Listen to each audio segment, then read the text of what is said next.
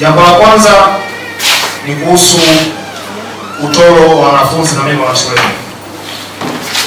Katika hili ameelekeza kwamba watendaji kata kushirikiana na maafisa tarafa kuhakikisha kwamba tunadhibiti utoro wa watoto mashuleni, ikiwemo kwenye kila taarifa za mwisho wa mwezi kwa kutoa taarifa za utoro wa watoto mashuleni na mimba, ili kuona namna gani za kuzuia tatizo hili lisiendelee.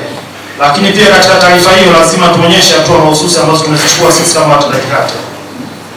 Na bahati nzuri halmashauri na mwanasheria mzuri, na sisi watendaji kata tumepewa nguvu ya kisheria kuweza kuwafikisha watu mahakamani.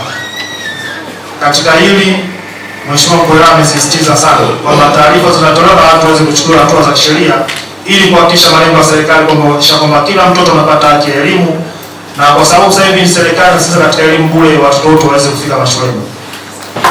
Lakini kitu kingine naomba niwapongeze sana kwamba halmashauri ya Mtwara vijijini imekuwa vinara kama ambavyo amekuwa kinara wa safi Mheshimiwa Rais kwa kuweza kufanikisha matumizi ya nishati safi kwa shule za msingi 3, shule ya sekondari 1 Msimbati, lakini pia na Sabodo. Katika hilo naomba mjipongeze sana Mheshimiwa.